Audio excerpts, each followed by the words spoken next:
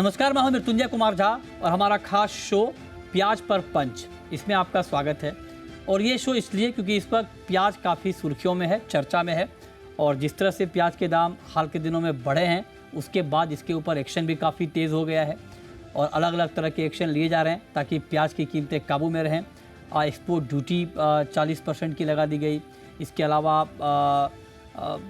Market में supply बढ़ाने के लिए खुद सस्ते भाव पर प्याज की बिक्री हो रही है सरकार की तरफ से ताकि कीमतें काबू में रहें।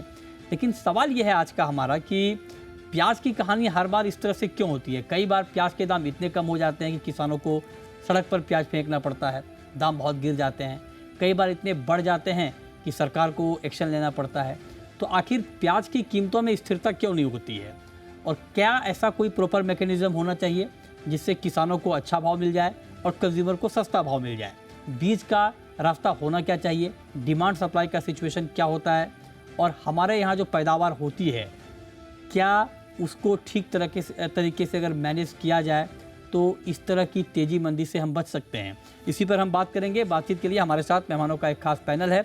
हमारे साथ इस वक्त जुड़ चुके हैं farmer agriculture secretary Siraj Hussain साहब। सिराज जी, बहुत बहुत स्वागत है सर आपका जी बिजनेस पर। मेरा आज का ये शो करने का मकसद हमारा ये है कि हम प्याज की ABCD लोगों को बता पाएँ कि प्याज की कहानी कुछ जुदा है। कई बार ये होता है, हम सब ने देखा है कि प्याज के दाम इतने गिर जाते हैं कि किसानों को सड़क पर प्याज फेंकना पड़ता है और कई बार दाम इतने बढ़ जाते हैं कि सरकार को एक्शन लेना पड़ता है। तो ये इतना ज़्यादा फ्लक्चुएशन क्यों है सर? प्याज की नेचर में ऐसा क्या है? पहली बात तो ये है कि ये फ्लक्चुएशन खाली प्याज में नहीं है, हाँ, और बाकी भी में भी कई है। कमोडिटीज ऐसी हैं जिसमें इसी तरह का फ्लक्चुएशन है। हम्म। लेकिन प्याज में एक खास बात ये है कि उसकी स्टोरेज लाइफ बहुत ज्यादा अच्छी नहीं है।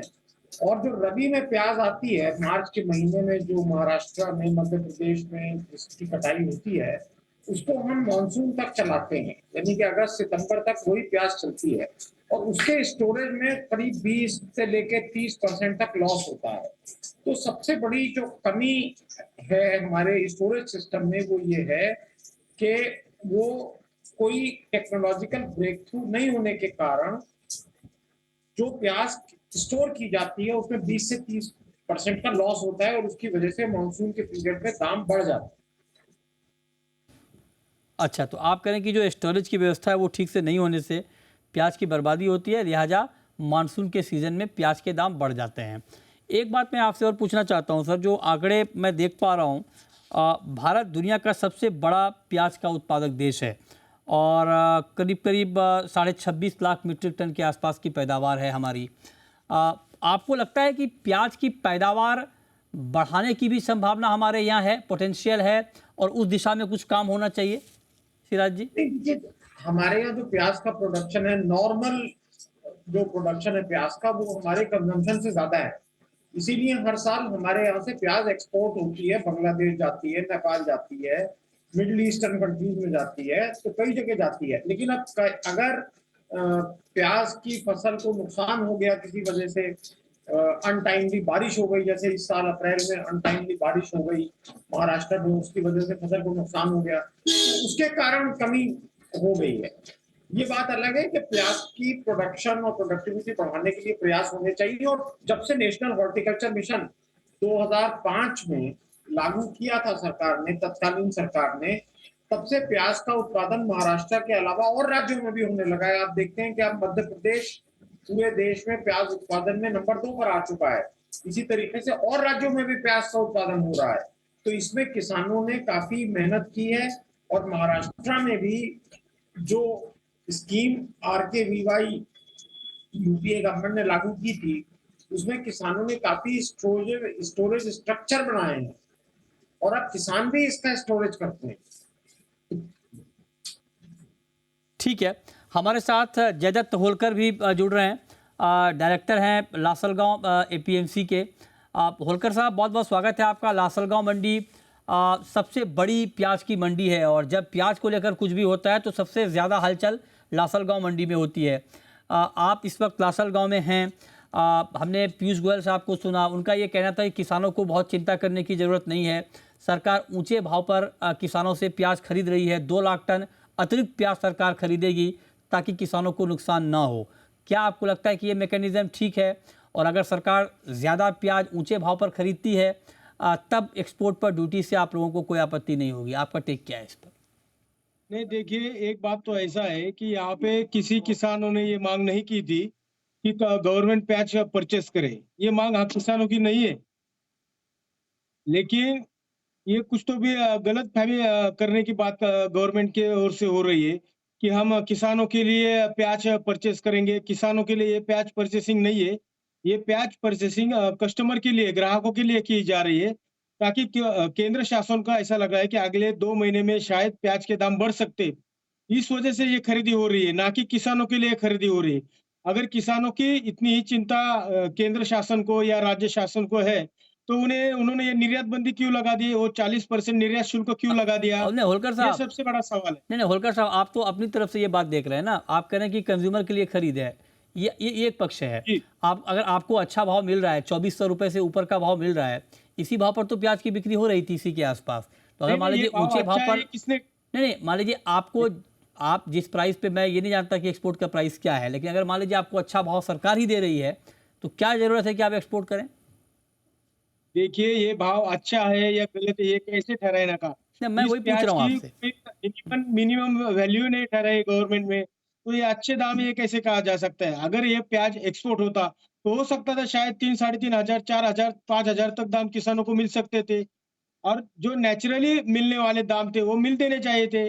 अगर गवर्नमेंट को किसानों की इतनी ही फ़िक्र है, तो उन्होंने ये जो एक्सपोर्ट हो रहा था, ये बैन नहीं करना चाहिए था, एक्सपोर्ट होने देना चाहिए था। और जबकि आप दूसरी बाजू अगर देखेंगे, आप गवर्नमेंट परचेसिंग करना चाहता है, तो अगले 2 महीने के लिए ये परचेसिंग होने वाली है। और अभी जो परचेसिंग होने वाली है, उसका जो प्याज है, उन्होंने जो टेंडर से मंगवाए, उस टेंडर में 56% तक प्याज वो अच्छा निकलना चाहिए, ऐसा उन्होंने कहा है।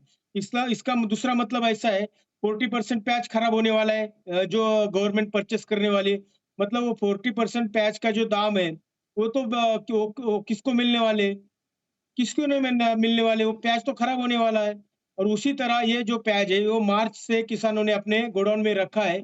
4 महीने से गोडाउन में रखा है, तो उसका भी बहुत सारा प्याज खराब हो चुका है ना, तो 2 ढाई हज़ार रुपए कुछ ज़्यादा भाव नहीं है उसके लिए। ओके, ठीक है। मतलब आप ये कह रहे हैं कि ज़्यादा भाव नहीं है, और आप कह रहे हैं कि किसानों को और अच्छा भाव मिलना चाहिए।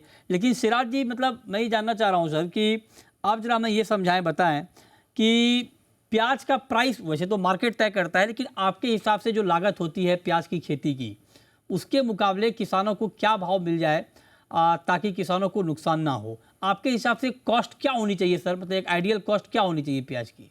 देखिए, जो कॉस्ट ऑफ कल्टीवेशन प्याज की आ रही है वो 12 से 14 रुपए के बीच आ रही है प्रति किलोग्राम। सवाल ये नहीं है, सवाल ये है कि जब दाम बहुत ज्यादा गिर जाते हैं तो सरकार तो नहीं खरीद पाती है सारी प्याज, तो उसका लॉस तो किसान बर्दाश्त करते हैं। इस साल भी मार्च अप्रैल में जब रबी की फसल आई थी तो दाम बहुत गिरे थे, उस वक्त तो दाम ऊंचे करने के लिए कोई बहुत कारगर स्टेप नहीं लिए जा सके, और लेना संभव भी नहीं है। किसानों का आर्गुमेंट ये है, और उस आर्गुमेंट से हम सहमत हैं, कि जब दाम बढ़ रहे होते हैं तो आप इन्फ्लेशन कंट्रोल करने के लिए किसानों का इस्तेमाल करते हैं, और आप दाम इतने ज्यादा गिराते हैं कि उससे किसानों का नुकसान होता है। ये पॉलिसी तो है बहुत खिलाफ। और दूसरी बात यह है कि जो फार्म लॉज लाए थे, जिसकी बहुत तारीफों के पुल तमाम मीडिया चैनल ने बांधे थे, तो फिर उसका क्या हुआ? आपने कोई चीज तो छोड़ी नहीं मार्केट के ऊपर। आप ये कह रहे हैं कि जब नुकसान होता है तो उसकी भरपाई नहीं हो पाती है, तो थोड़ा अगर मुनाफा हो रहा है तो उसमें क्यों इंटरवेंशन?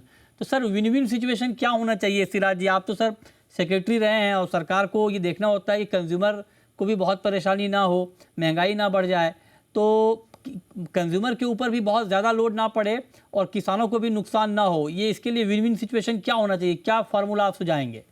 देखिए, इसके लिए हम सेक्रेटरी एग्रीकल्चर थे, हम ही ने प्राइस स्टेबलाइजेशन फंड बनाया था। प्राइस स्टेबलाइजेशन फंड का मकसद ये था कि अगर गवर्नमेंट को ये लगता है कि किसी कमोडिटी के दाम बढ़ने वाले हैं, तो गवर्नमेंट उस कमोडिटी को बाजार के रेट पर खरीद सकती है, एमएसपी पर नहीं। बाजार का जो रेट होगा उस रेट पर खरीदेगी, और उसी के तहत गवर्नमेंट ने प्याज खरीद के बफर स्टॉक बनाया था। भाई देखिए, जिस दिन बैन लगा उस दिन भी रेट बहुत ज्यादा नहीं था, 19 रुपए का रेट था। तो आपको लग रहा है कि दाम बहुत बढ़ेंगे, आप उस रेट पर खरीद लीजिए। 1 लाख 2 लाख, आपको 24 रुपया अनाउंस करने की क्या जरूरत थी? आप उस रेट पे प्याज जितनी चाहिए खरीद लीजिए, मार्केट को सपोर्ट करिए। बट होता क्या है कि इस तरीके के जो डिसीजन है उससे उसका जो खमियाजा है वो तो किसान भुगतता है, वो बेचारा वैसे ही इतनी खराब हालत में होता है। अच्छा, तो आप कह रहे हैं कि एक प्राइस स्टेबलाइजेशन फंड जो आपने बताया कि वो बहुत ज़रूरी है। हमारे साथ अनिल घनवट साहब भी हैं, प्रेसिडेंट हैं शेतकारी संगठन के। अनिल जी, बहुत बहुत स्वागत है आपका। और प्याज को लेकर इस वक्त बहुत चर्चा हो रही है सर, और ये कोई पहली बार नहीं है। कई बार हमने देखा है कि प्याज के मसले पर किसानों को आंदोलन करते हुए हमने देखा है। जब दाम गिर जाते हैं, प्राइस नहीं मिल पाता है उनको, कई बार दाम बढ़ जाते हैं तो सरकारी इंटरवेंशन आता है। तो ये बार बार की कहानी है। आप जरा बताएं कि आपके पास कोई फार्मूला है ऐसा जिससे किसानों को भी नुकसान ना हो, एक मिनिमम जो उनकी जो लागत है उससे उसमें मुनाफा जोड़कर भाव उनको मिलता रहे, और कंज्यूमर के फ्रंट पर भी कोई खास परेशानी ना हो प्याज को लेकर के। ऐसा कोई तरीका आप बताना चाहेंगे, सुझाना चाहेंगे घनवट जी? एक ही तरीका है इसमें, गवर्नमेंट प्याज के व्यापार से हट जाए। किसी भी तरह से वो गवर्नमेंट इसमें इंटरवेंशन ना करे। अगर प्याज की एक्सपोर्ट करनी है, इंपोर्ट करनी है, कितनी करनी है, किस दाम पे करनी है, ये बाजार पे छोड़ दो, व्यापारियों को ही छोड़ दो, ट्रेडर्स पे। उनको अगर लगता है कि शॉर्टेज आने वाली है तो दुनिया में कहीं भी अगर सस्ती मिलती है तो वो वहां से इंपोर्ट कर लेंगे। उनको देंगे सर अगर तो टमाटर लगता है वाली कि कहानी यहाँ हो जाएगी। सरप्लस है, बाहर जाएगा तो ज्यादा नहीं दाम नहीं मिलेगा, घनवट साहब, तो छोड़ देंगे तो वहां फिर जा सकते हैं। नहीं नहीं, आप तो कह रहे हैं कि गवर्नमेंट सरकार ये छोड़ क्या दे। करती है नहीं नहीं घनवट साहब, आप कह रहे हैं कि कि सरकार सडन छोड़ दे, तो जो टमाटर में क्या हुआ? 250 रुपये किलो दाम पहुंच गए टमाटर के। सरकार का इंटरव्यू तो नहीं क्या करेगी मर तो फिर गया कैसे था होगा कोई? सर? नहीं, तो आप गवर्नमेंट इंटरवेंशन करने से क्या हुआ? दाम कम हो जब गए ना नई अब। फसल आई तभी दाम गिरे। जब अभी एक हाँ। महीने के बाद टमाटर फेंकना पड़ेगा, 2 रुपए किलो भी नहीं बिकेगा, तब क्या करेगी सरकार? हम्म। आज तक कई बार हमने टमाटर फेंके हैं, हमने प्याज फेंकी है, तब सरकार हमारी मदद के लिए नहीं आती। और आज प्याज खाने को नहीं मिला, इसीलिए कोई हाथ पांव झाड़ झाड़ के मर रहा है क्या? थोड़ा कम खाओ, नहीं तो नहीं खाओ 2 महीने, तो क्या फर्क पड़ता है? और ऐसी कौन सी नौबत आई थी अभी? 30 रुपए किलो आज भी पुणे में प्याज मिल रही है। ऐसे आप एकदम सडनली 40% लगा रहे। इससे सबसे बड़ी तकलीफ ये हो रही है कि इंटरनेशनल मार्केट में जो हमारी क्रेडिबिलिटी है वो खत्म हो चुकी है। एक समय था हमारा इंटरनेशनल मार्केट में प्याज के 40% शेयर था, आज वो 8% तक गिर चुका है, और इस डिसीजन के बाद तो और भी गिरेगा। बांग्लादेश हमारा सबसे बड़ा इंपोर्टर है, जो एक्सपोर्ट करते हैं उससे 26% बांग्लादेश जाता है। 2020 में उन्होंने हाथ जोड़े कि भाई कैसे भी कर को आने दो, आपने नहीं छोड़ा। और इस साल भी 500-600 ट्रक बॉर्डर पे खड़े हैं इस ड्यूटी के ऑर्डर की वजह से।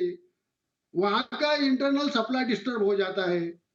अमेरिका और जापान ने तो कंप्लेंट किया डब्ल्यूटीओ में कि भारत ऐसे सडन डिसीजंस लेता है तो हमारा इंटरनल सप्लाई खराब हो जाता है, आपकी चिंता हमारे आपकी फूड चिंता सिक्योरिटी की अपनी जगह नौबत आ जाती आपकी है। चिंता तो अपनी जगह इनको हो जरा सकती है समझाओ कैसे। घनवट साहब, लेकिन ये बात ठीक है, आलोचना होती है, लेकिन सरकार को भी कई बार बहुत सारे चैलेंजेज झेलने पड़ते हैं और कंज्यूमर को भी देखना होता है। आप देखिए कि महंगाई को लेकर रिजर्व बैंक तक की भी चिंता है, तो लिहाजा महंगाई कैसे काबू में आएगी? रिटेल महंगाई को लेकर सरकार की चिंता है।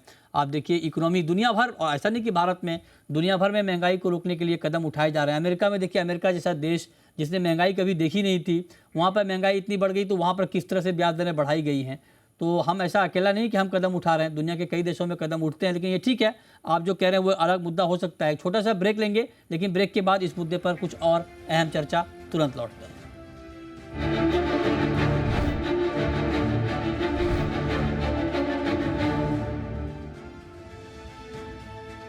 ब्रेक के बाद भी हमारी खास चर्चा जारी है। हमारे साथ तीनों एक्सपर्ट बने हुए हैं आपको डिटेल में प्याज की कहानी बताने के लिए।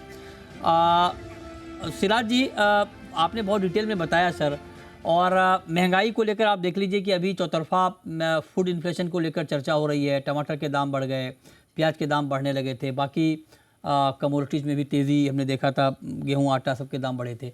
तो आप ज़रा बताइए सर कि ओवरऑल इन्फ्लेशन को लेकर क्या मैकेनिज़्म हो, क्योंकि ये चिंता सिर्फ हमारी नहीं है, ग्लोबल मार्केट की भी है। तो फूड इन्फ्लेशन आपको लगता है अभी काबू में रहेगा, आएगा, या इस मोर्चे पर चिंता बनी रहेगी? देखिए, इस वक्त हम लखनऊ में हैं और बहुत अच्छी बारिश हो रही है। अगर पूर्वी उत्तर प्रदेश में ये बारिश अच्छी तरह हो जाए, बिहार में हो जाए, तो हमारे धान का उत्पादन अच्छा हो जाएगा, खरीफ की फसल बेहतर हो जाएगी, चावल का उत्पादन ठीक हो सकता है। तो मुझे लगता है कि महंगाई पर अंकुश लगाने में वो मदद करेगा। जहां तक सवाल जनरल फूड इन्फ्लेशन का है, जैसा मैंने पहले निवेदन किया, गवर्नमेंट के पास दो मैकेनिज्म है। कुछ कमोडिटीज को गवर्नमेंट एमएसपी पे खरीदती है, पब्लिक डिस्ट्रीब्यूशन के सिस्टम के माध्यम से बेचती है। जो कमोडिटीज एमएसपी के तहत नहीं आती हैं, उसके लिए प्राइस स्टेबलाइजेशन फंड है और प्राइस सपोर्ट स्कीम है।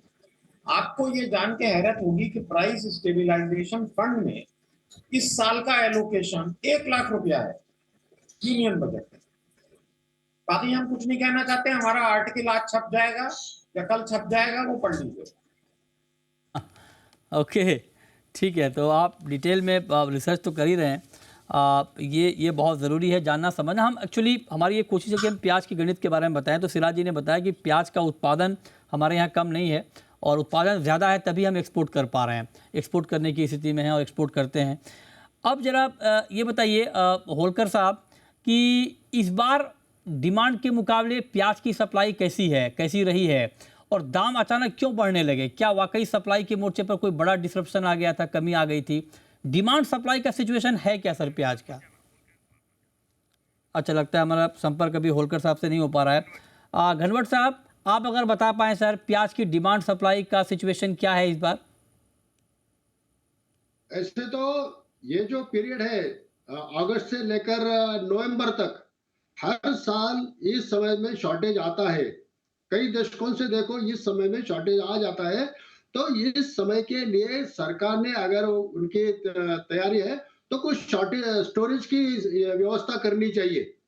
अगर स्टोरेज की व्यवस्था है और वो उस समय आ जाए तो ठीक है। और दूसरी बात यह है कि इस समय में प्याज महंगी होती है, ये सबने जान लेना चाहिए और इस समय थोड़ा सा सहना चाहिए।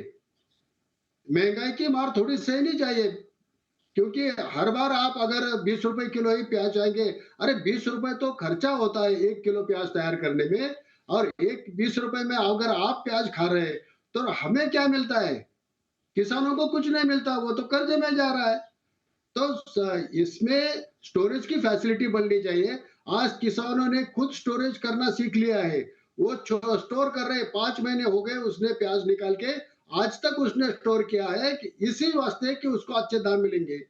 और अभी उसका खर्चा निकल रहा है, सिर्फ उसको ज्यादा पैसा नहीं मिल रहा है। ओके, तो आप कह रहे हैं कि स्टोरेज की व्यवस्था अच्छी हो जाए तो ये प्रॉब्लम दूर हो सकती है। हमारे साथ होलकर साहब हैं। होलकर जी, आप बताइए, लासलगांव मंडी आपकी सबसे बड़ी मंडी है प्याज की, वहाँ पर डिमांड सप्लाई का सिचुएशन क्या है? क्या सप्लाई वाकई कम हो गई थी जिससे दाम बढ़ने लगे थे? मतलब ये जरा बताएं कि जो डिमांड थी उसके मुकाबले सप्लाई की हालत कैसी थी मंडियों में? नहीं, देखिए, पहले तो एक बात मैं आपसे कहना चाहता हूँ कि जैसे आपने कहा महंगाई बढ़ रही है, महंगाई को कम करना चाहिए, लेकिन महंगाई सिर्फ प्याज की वजह से कम होने वाली है क्या? बाकी बहुत सारी चीजें जिसकी वजह से महंगाई बढ़ी है, डीजल, पेट्रोल, गैस, बाकी में भी तो एक्शन लिए जा रहे हैं ना? क्यों नहीं सोचते? क्या एक्शन लिया गया है? डबल आप देखिए ना, आप देखिए, कई चावल के ऊपर एक्शन लिया गया, गेहूं के ऊपर एक्शन लिया गया, तेल के ऊपर एक्शन लिया गया, दालों के ऊपर एक्शन लिया गया। मैं वही बात कर रहा हूँ, जो खेती के आइटम है उस पर ही एक्शन ले रहे हैं आप। डीजल, अच्छा, आप ये कह रहे हैं पेट्रोल पर क्यों नहीं? हाँ, ये सवाल आपका जायज हो सकता है। हाँ, गैस पे क्यों नहीं बात कर रहे हैं आप? इन पर भी चर्चा होनी चाहिए। इनके भी दाम भी तो कम हो ठीक है, देखिए चर्चा उस पर भी हम करते हैं सर। आप जी बिजनेस देखिए, हम उस पर भी चर्चा करते हैं। मेरा सवाल अभी आपसे डिमांड सप्लाई पर है। ये बताइए, प्याज की सप्लाई के बारे, प्याज की सप्लाई अगर बात करेंगे पिछले साल और इस साल की अगर आप कंपेयर करेंगे तो पिछले साल से इस साल अच्छी सप्लाई है, अच्छा तरह से प्याज आया हुआ है। लेकिन गवर्नमेंट को ऐसा लग रहा है कि आगे जाके शायद प्याज कम हो सकता है अक्टूबर नवंबर में, इसलिए वो प्याज परचेसिंग शुरू कर दिया है। तो ये सब गलत हो रहा है, क्योंकि किसानों ने पिछले 4 सालों से नुकसान में प्याज बेचा है और आगे जाके थोड़ा सा मुनाफा हो सकता है, ऐसा सोच ही रहा था। सिर्फ मिला तो कुछ नहीं, लेकिन सिर्फ सोच आई थी उसके दिमाग में, तो ये बैन आ गया है। तो मेरी विनती है आपके माध्यम से केंद्र शासन को, ये बैन हटा दिया जाए ताकि किसानों को भी अच्छे दाम मिलने चाहिए। कस्टमर के साथ, होलकर साहब, खरीफ की क्रॉप कैसी है? क्रॉप बहुत ही अच्छी है, बिल्कुल अच्छी है। क्रॉप के बारे में चिंता करने की कोई जरूरत नहीं है। हाँ लेकिन अगर दाम अगर नहीं मिलते किसानों को, हाँ तो शायद आगे जाके 2-5 सालों में दिक्कत आ सकती है। किसान प्याज छोड़ के कोई अलग क्रॉप में भी एंटर हो सकता है। इसीलिए उसको दाम अच्छे मिलना बहुत जरूरी है। जब आप तक कह रहे उसे हैं दाम किसानों नहीं को, नहीं मिलेंगे, देखिए, किसानों को भाव अच्छा मिलना जरूरी है, इसमें किसी को कोई आपत्ति नहीं है, बिल्कुल किसानों को अच्छा भाव मिलना चाहिए। और हम तो खुद कहते हैं किसानों को, किसान अच्छे भाव के हकदार हैं, किसानों को अच्छा भाव मिलेगा तभी अच्छी खेती होगी। लेकिन कल ये भरोसा सरकार की तरफ से दिया गया है, किसान चिंता ना करें। लेकिन सिराज जी, ये स्टोरेज की बात बार बार आती है सर, स्टोरेज में क्या दिक्कत है सर? क्यों हम ठीक से अरेंजमेंट नहीं कर पा रहे हैं? क्या प्रॉब्लम आ सकती है उसमें, कैसे आती है दिक्कत? देखिए, जो प्याज का स्टोरेज है वो बड़े ट्रेडिशनल तरीके से स्टोर होती है और उसमें कोई साइंटिफिक इंटरवेंशन नहीं आ सका है। यानी कि एक नेचुरल तरीके से प्याज स्टोर होती है और किसानों ने भी बहुत स्टोरेज यूनिट्स बना लिए हैं, पहले से स्टोरेज लॉसेस कम हुए हैं। लेकिन इसमें रिसर्च की जरूरत है, इसमें आईसीआर के इंस्टीट्यूशन, सीएसआईआर के इंस्टीट्यूशन सब मिलकर रिसर्च करें। जिस तरीके से सेब में क्लाइमेटिक कंट्रोल स्टोरेज स्ट्रक्चर्स बने हैं और सेब की ऑक्सीजन को जीरो कर देते हैं, जब सेब की ऑक्सीजन को जीरो कर देते हैं तो सेब के स्टोरेज में लॉसेस नहीं होते हैं। और आप देखिए, सेब की फसल अगस्त सितंबर में आती है, लेकिन मार्च तक इंडियन एप्पल बाजार में आता रहता है। तो उस तरीके का साइंटिफिक इंटरवेंशन चाहिए। अब आप जरा ये देख लीजिए, कभी आप डिस्कशन कर लीजिए कि आईसीएआर के पास और स्टेट एग्रीकल्चर यूनिवर्सिटीज के पास रिसर्च के कितने फंड्स अवेलेबल है। ठीक है, तो ये मैकेनिज्म हो सकता है। बहुत शुक्रिया सिराज जी आपका, अनिल घनवट जी आपका, और जयदत्त होलकर आपका हमारे साथ आज की इस खास चर्चा में जुड़ने के लिए, बताने के लिए कि प्याज को लेकर प्रॉपर मैकेनिज्म होना क्या चाहिए। तो फिलहाल इस शो में इतना ही, छोटा सा ब्रेक के बाद भी खबरें जारी हैं। नमस्कार।